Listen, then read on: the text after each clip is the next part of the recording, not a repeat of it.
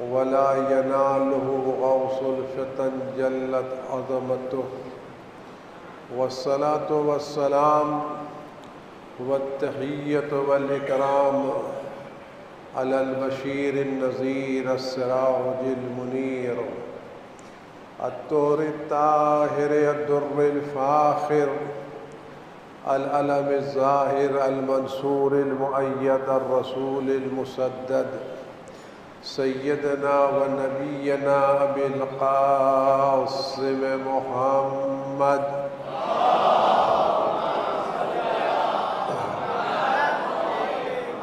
وآله الطيبين الطاهرين المعصومين الذين أذهب الله عنهم الرجس وطهرهم تطهيرا.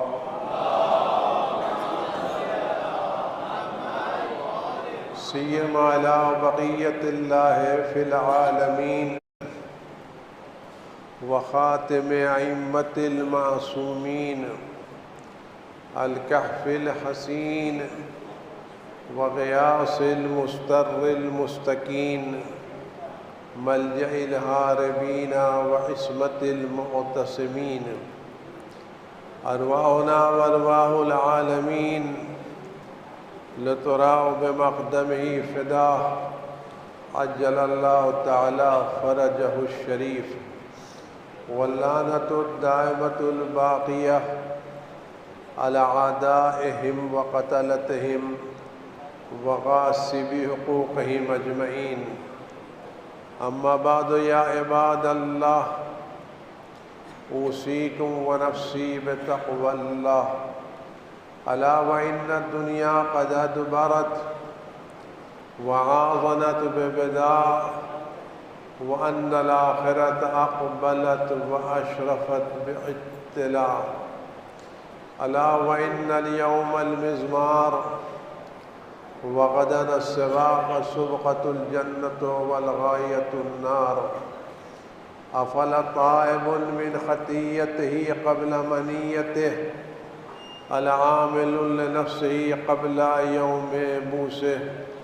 عزیزان گرامی، آج روز ولادت حضرت امام حسن عسکری صلوات اللہ السلام علیہ،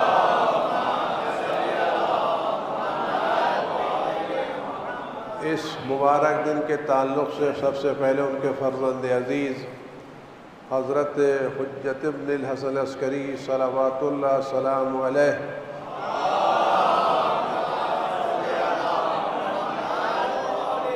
اور ان کے نائبین عام مراج کرام و تمام مومنین و مومنات خدمت میں ہدیہ تبریک و تہنیت پیش کرتے ہیں، اور خداوند عالم کی بارگاہ میں دست بو دعائیں اس روز مبارک کے صدقے میں اور اس روز مبارک کی اہمیت کے پیش نظر خدا ان کے فرزند کے ظہور میں تاجیل فرمائے، اور ان کے ظہور کے ذریعے دنیا سے تمام ظلم و جور کا خاتمہ فرمائے، اور ہم سب کو اور آپ تمام حضرات کو اس مقدس روزے کی زیارت نصیب فرمائے، اور میدان قیامت میں ان کی شفاعت ہم سب کو نصیب انشاءاللہ. امام حسن عسکری صلوات اللہ السلام علیہ کا دور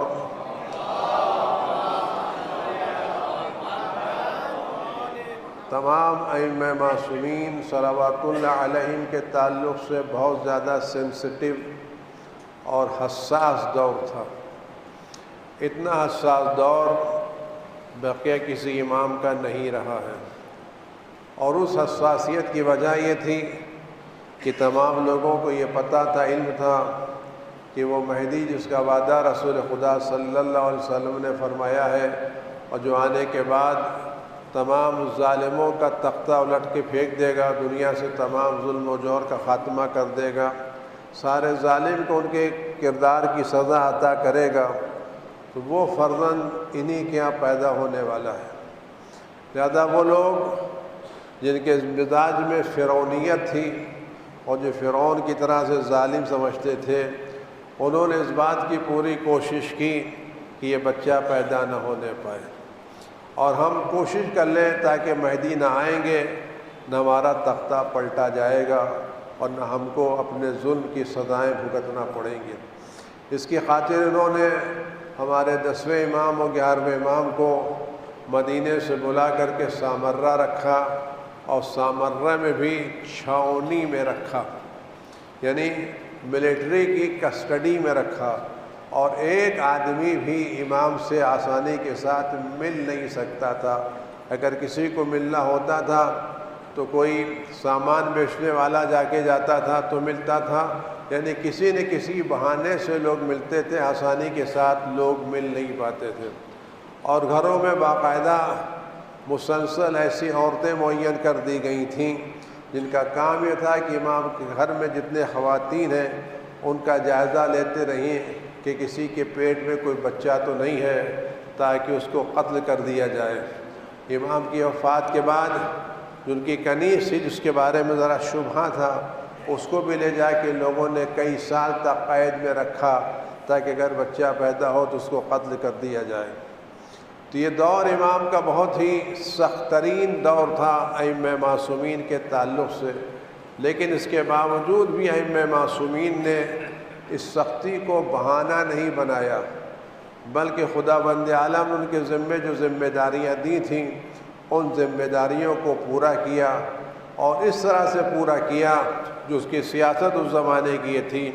وہ سیاست وہ تھی کہ شیعوں کو کسی ایک بڑے شہر میں جمع ہونے نہیں دیتے تھے، کہ گورنمنٹ شیعوں کے خلاف تھی، یعنی ہمارے خلاف کبھی بھی ہر دور میں حکومتیں ہمارے خلاف ہی رہی ہیں، ہمیں کبھی بھی 1400 برس حکومتوں کا سپورٹ نہیں رہا ہے، ہمیشہ ہمیں دوسروں کا سامنا کرنا پڑا ہے، لیکن اس کے باوجود خدا اور رسول اور امام وقت کی عنایتوں سے ہم کل بھی ساری مشکلوں کے بعد زندہ تھے، اور آج بھی ساری پابندیوں کے بعد زندہ ہیں، اور انشاءاللہ ایسے زندہ رہیں گے، لیکن ہماری حفاظت ہم نہیں کر رہے ہیں، کوئی اور کر رہا ہے، اور جس کو ہماری حفاظت کرنا ہے اس کو حفاظت کے طریقے ہم سے بہتر معلوم ہیں۔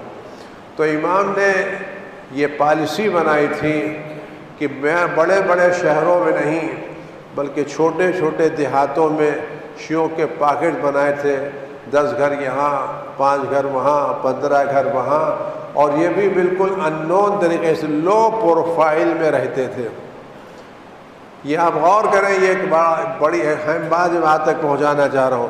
اس دنیا میں آپ جہاں رہ رہے ہیں، اگر آپ چین سے رہنا چاہتے ہیں تو کام بڑا کیجئے، پروپیگنڈا کم کیجئے۔ جتنا آپ لو پروفائل میں جائیں گے اتنا آپ محفوظ رہیں گے۔ آپ کو بڑا جشن منایا ہے، مسجد میں بڑا جشن منائیے، لیکن باہر جا کے اتنی سجاوٹ کر دیجئے کہ لوگ پتہ چلا سجاوٹ تو بہت بڑی ہے اور مسجد میں 5 بھی آدمی موجود نہیں ہیں، سڑکیں جگمگا رہی ہیں، یہاں پروگرام ہو رہا ہے، 10 آدمی بھی موجود نہیں ہیں۔ ہمیں الٹا کرنا چاہیے، جہاں پروگرام ہو رہا ہو وہ مسجدیں، وہ جگہیں آدمیوں سے بھری ہوں۔ یہ امام نے پالیسی بنائی تھی، چھوٹے چھوٹے پاکٹس بنائے تھے، اور وہاں شیعوں کو رکھتے تھے اور اپنے وکلا تعبیر کیے تھے۔ یعنی یہ جو نظام مرجعیت ہے کہ جب امام تک رسائی ممکن نہ ہو تو امام کے وکیلوں سے رجوع کرو، اس سسٹم کو بنایا ہے امام نے۔ یہ سسٹم بعد کا بنا ہوا نہیں ہے، یہ سسٹم امام بنا کے گئے کہ جب ظلم و جور کی بنا پر ہم تک رسائی ممکن نہ ہو تو ہمارے نمائندوں کے تم رجوع کرو۔ تو یہ امام کے نمائندوں کے رجوع کرنا، ان کے وکلاء رجوع کرنا، یہ وہ سسٹم ہے جس کو آج سسٹم مرجعیت کہا جاتا ہے۔ اس میں مرجع اسے کہتے ہیں جسے لوگ رجوع کریں، جس کے لوگ ریفر کریں۔ اب اگر ہو سکتا ہے کل یہ لفظ آپ کو روایتوں میں نہ ملے تو فقہ کی اگر آپ عربی پڑھ رہے ہیں تو آپ کو طبیب ملے گا، لفظ ڈاکٹر نہیں ملے گا، حکیم نہیں ملے گا، وید نہیں ملے گا۔ کہ صاحب یہ وید آپ کہاں سے لے کے چل، روایت میں وید تو نہیں ہے، روایت میں تو ڈاکٹر نہیں ہے، روایت میں طبیب لکھا ہوا ہے۔ مسئلہ یہ کہ اصل مسئلہ ہے کہ جب مرض ہو جائے تو کسی ماہر رجوع کرو، چاہے اس کو طبیب کہو، چاہے اس کو حکیم کہو، چاہے اس کو وید کہو، چاہے اس کو کچھ کرو، تو جب امام تک رسائی ممکن نہ ہو تو امام کے وہ چاہے ان کو نمائندہ کہو، چاہے ان کو وکیل کہو، چاہے ان کو مرجع کہو، چاہے ان کو مجتہد کہو، جو کہو، اصل مفہوم یہ ہے کہ جب امام تک رسائی ممکن نہ ہو تو امام نے فرمایا ہمارے نمائندوں کی طرف رجوع کرو۔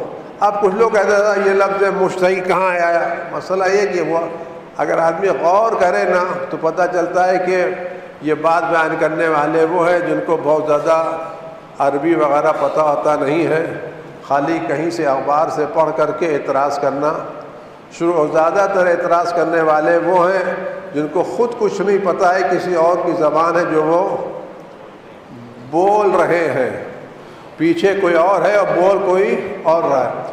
بہرحال امام حسن عسکری السلام نے کام کیا تھا کہ لوگ مل نہیں سکتے تھے، آ نہیں سکتے تھے، کوئی مسجد نہیں تھی جس میں وہ نماز پڑھا سکتے، کوئی حسینیہ نہیں تھا جس میں وہ درس دے سکتے، کوئی حال نہیں تھا جہاں لوگوں سے ملاقات کر سکتے، لیکن کام کیا تھا؟ تو انہوں نے اپنے نمائندے معین کیے تھے اور ان کے ذریعے خطوط تھے جو لوگوں تک پہنچاتے تھے۔ لوگ خود امام تھے اور امام اپنے نمائندوں کے ذریعے سے خطوط لوگوں تک بھیجتے تھے۔ بہت معتبر نمائندے تھے جو جاتے تھے، خط لے کر کے جاتے تھے، چپکے سے خط پہنچا کر کے چلے آتے۔ انہی خطوط میں ایک خط ہے جو امام حسن عسکری صلوات اللہ سلام علیہ نے جناب شیخ صدوق کے والد بزرگوار علی بن الحسین بابوہ قمی کو لکھا ہے۔ یہ بزرگ شخصیت ہے جس کا مزار آج بھی قم میں موجود ہے، اور امام کی دعا سے اللہ نے ان کو بیٹے دیے تھے، اور ایک بیٹا ایسا جس کو شیخ صدوق کہتے ہیں، جن کو امام نے اپنا مورد اعتماد قرار دیا ہے، جن کی ملاقات امام سے ہونے لگتی تھی۔ تو امام نے فرمایا اما بعد اسی کا یا شیخی و معتمدی و فقیہی ابو الحسن علی بن الحسین بن بابل، میں تم کو وصیت کروں میرے شیخ یعنی بزرگ، محترم، باعزت، باوقار، معتمد یعنی ٹرسٹوردی، فقیہی یعنی میری روایتوں کو گہرائی سے سمجھنے والے۔ امام جس کو فقیہ کہیں اس کی سمجھ پر کون اعتراض کر سکتا ہے؟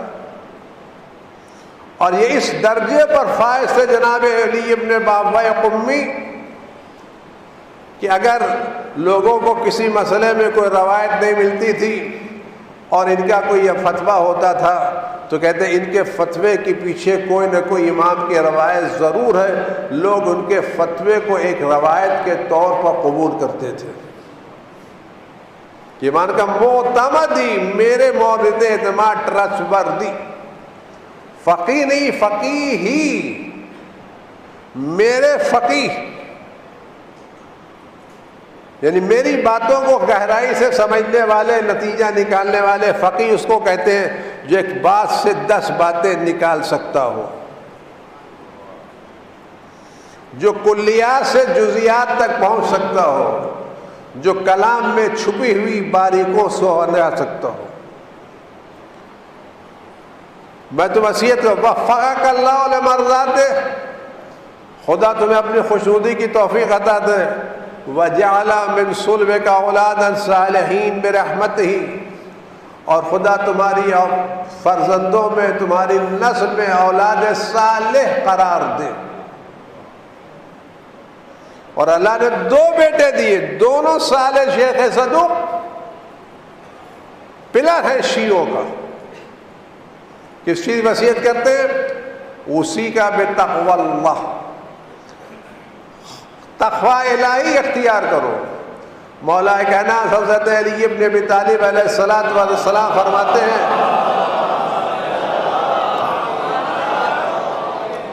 تقوی 2 جملوں کا کام ہے۔ تقوی کیا ہے؟ جہاں خدا نے بلایا ہے وہاں سے ایبسنٹ نہ رہو،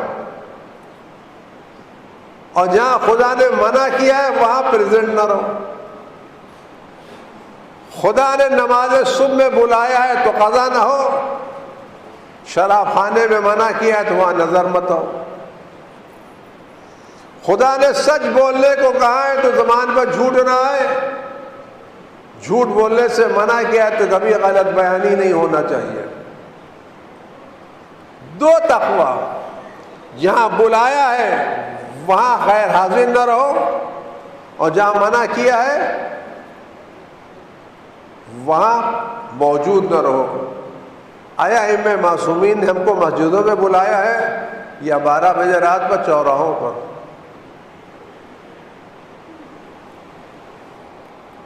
جوانوں کو کہاں بلایا ہے؟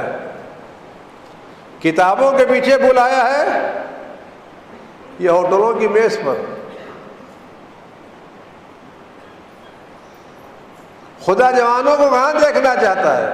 پڑھائی میں دیکھنا چاہتا ہے یا گٹکا کھا کر کے رات بھر برباد کرنے میں دیکھنا چاہتا ہے؟ کہاں دیکھنا چاہتا ہے؟ اور یہ اس وقت ہو جہاں ہم سب مل کے محنت کریں، اور کسی بھی جوان کو رات کے وقت اگر کسی جگہ بیکار ٹہلتا ہوا دیکھ رہے تو اگر بڑا بھائی سمجھ کر کے، باپ سمجھ کر کے، عزیز سمجھ کے پوچھے بیٹا کیا کر رہے ہو، کیوں اپنا قیمتی وقت ضائع کر رہے ہو؟ وَإِقَامَ الصَّلَاةِ، نماز پڑھنے کی بات نہیں، نماز قائم کرو، یعنی شرائط کے ساتھ نماز پڑھو، اذان ہو، اقامت ہو، پوری توجہ کے ساتھ نماز پڑھ رہے ہو تو تمہیں پتہ ہو تمہاری زبان سے جو لفظ نکل رہا ہے اس کے مفہوم و معنی کو تم سمجھتے ہو۔ یہ آٹومیٹک ایکسرسائز نہیں کہ بٹن دبا دیا ریموٹ چلنے لگا۔ نماز اللہ اکبر کا بٹن چما کر کے روبوٹک کام نہیں ہے کہ خود بخود رکو۔ نماز نام ہے ایک ایک لفظ کو سمجھ کر کے ادا کرنے کا خدا کی بارگاہ میں۔ اقامت الصلاۃ و ایتاء الزکوٰۃ، اور دیکھو زکوٰۃ ادا کرو، یعنی جو تم پر مال میں جو چیز واجب کی گئی ہے اپنے حقوق مالی کو ادا کرو، کیونکہ جو شخص زکوٰۃ ادا نہیں کرتا، یعنی اپنے مال میں جو اللہ نے حق دیا ہے وہ ادا نہیں کرتا، خدا اس کی نماز روزے کو قبول نہیں کرے گا۔ یعنی وہ لوگ جو نمازوں پر نمازیں پڑھتے رہتے ہیں، سجدے پر سجدے کیا کرتے ہیں، قرآن پر قرآن ختم کیا کرتے ہیں، لیکن اگر اللہ کا معین کردہ خمس ادا نہیں کرتے تو اللہ ایک رکعت بھی قبول نہیں کرے گا۔ ادا کرنا ہے تو پورا کام کرو۔ دین اپنی من پسند تھوڑی ہے، کوئی سپر مارکیٹ تھوڑی کہ ہم کو یہ چیز پسند آئی وہ لی چھوڑ کر کے چلے آئے۔ دین نام ہے شریعت کی طرف سے سارے احکام کو پوری طرح سے عمل کرنے کا۔ وَأُوصِيكَ بِمَغْفِرَةِ الذَّنْبِ، گناہوں سے توبہ کرو۔ وَكَظْمِ الْغَيْظِ، غصے کو روکو۔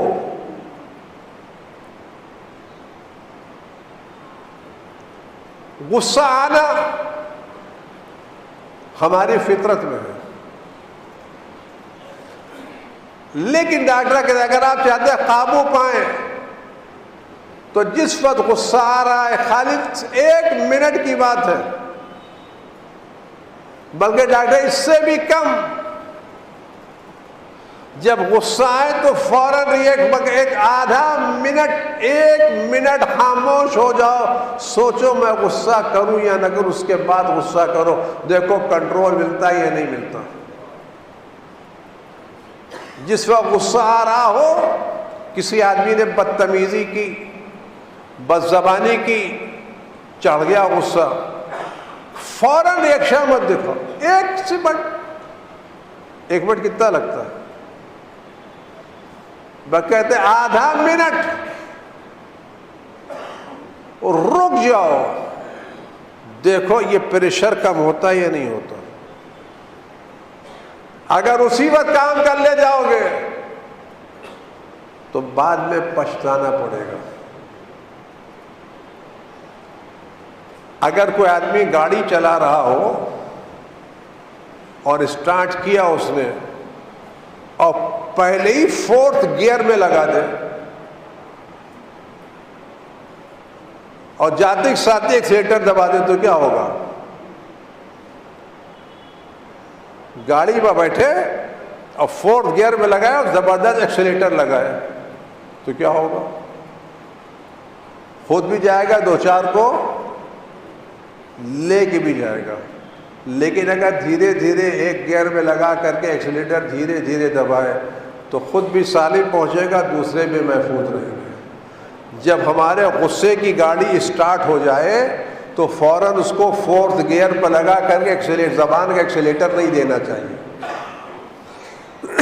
کہ غصہ آیا ہے تو 4th گیئر کے ایکسیلیٹر لگا کر کے، زبان کے ایکسیلیٹر لگا کر کے جس کو چاہ اڑا دیا کر. نہیں، غصہ آ رہا ہے اسٹارٹ کرو، پہلے گیئر میں رکھو، دھیرے دھیرے دیکھو کیسے کرتے ہو تاکہ پتہ چلے زبان سے جو لفظ ادا کر رہے اس کا مفہوم کیا ہے.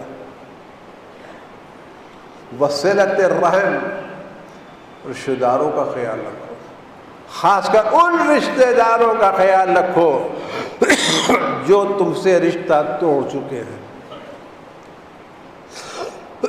جو رشتہ دار رشتہ توڑ چکے ہیں ان سے رشتہ رکھو تاکہ کل خدا، اور یاد رکھے سب سے زیادہ اثر اگر کسی کا ہوتا، آپ کسی غریب کو پیسہ دے دیجئے، کسی یتیم کو دے دیجئے، اتنا جلدی اثر نہیں ہوتا جتنا آپ اپنے رشتہ دار کو پیسہ دیں.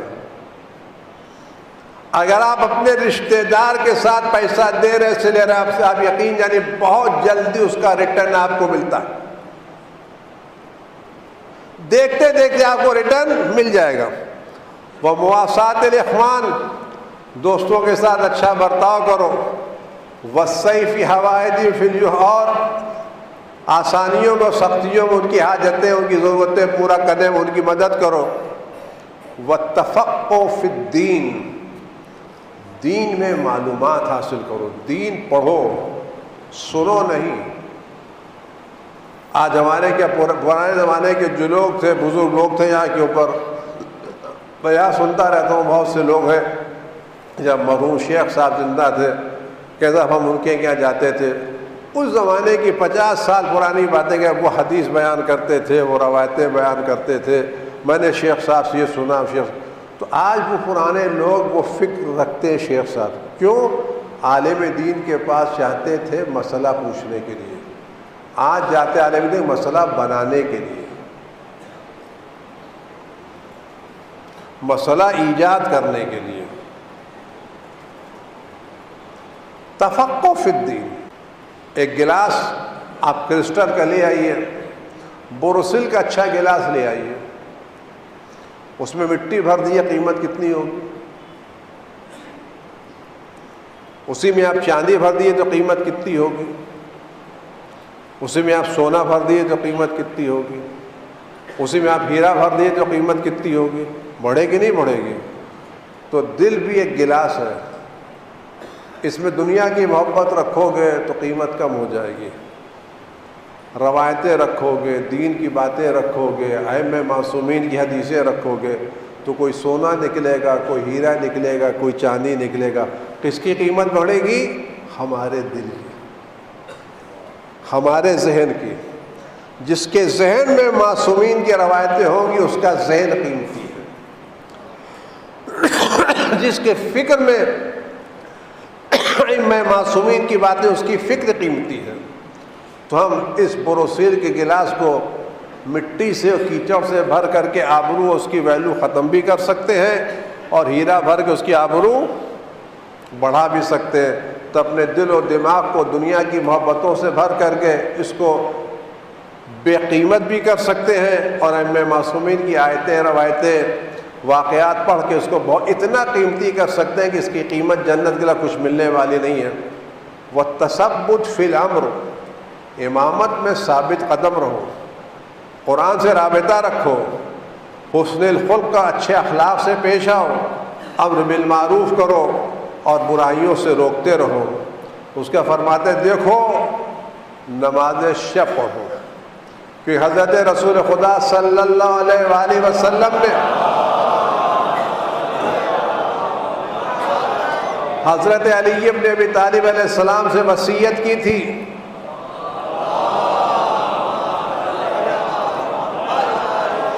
یا علی علیک بصلاۃ اللیل، علیک بصلاۃ اللیل، علیک بصلاۃ اللیل۔ پیغمبر اگر ایک مرتبہ بھی فرما دیتے تو کافی تھا، لیکن پیغمبر 3 مرتبہ، یا علی نماز شب، نماز شب، نماز شب دیکھو تم پر ضروری ہے، نماز شب پڑھو۔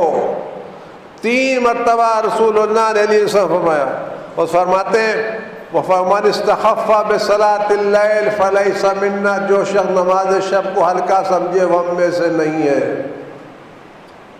یوں تو نماز شب ملا کر کے 8 رکعت نماز شب، 2 رکعت نماز شفع، 1 نماز 11 رکعت۔ اگر ہم 11 نہیں پڑھ سکتے تو 9 پڑھیں، 7 پڑھیں، 5 پڑھیں، 3 پڑھیں۔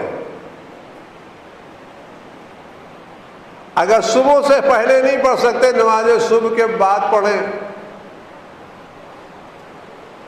رات میں نہیں پڑھ سکتے تو دن میں قضا کی نیت سے پڑھیں۔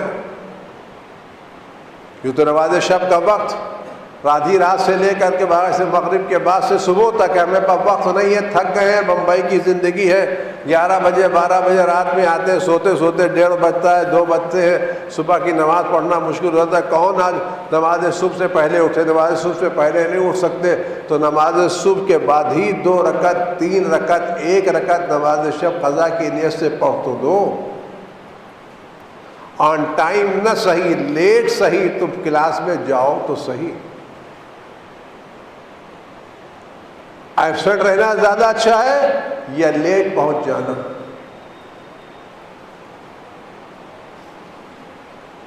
جو ہلکا سمجھے وہ مشکل نہیں ہے، اللہ نے کتنا آسان بنایا ہے۔ کھڑے ہو کے نہیں پڑھ سکتے تو بیٹھ کے پڑھو، چلتے ہوئے پڑھو۔ دوسرا سورہ نہیں پڑھتے، خالی سورہ الحمد پڑھ سکتے ہو، وہ پڑھ لو۔ کیا کہتے ہیں، پوری نہیں پڑھ سکتے، بیٹھ کے پڑھو، 1 رکعت پڑھ لو، سورج نماز صبح کی طرح سے پڑھ لو۔ خدا بند عالم نے کتنی سہولتیں دی ہیں، اور ثواب کتنا دیا ہے؟ جنت۔ وہ نماز شب اس کے پڑھنے میں 5 منٹ بھی نہیں لگتا، اللہ اس کو جنت میں گھر دے رہا ہے۔ ہم مٹی کا گھر خریدنے کے لیے 25 گھنٹہ محنت کرتے ہیں، ایک نوکری کے بعد دوسری نوکری کرتے تاکہ بمبئی میں ایک مٹی کا گھر مل جائے۔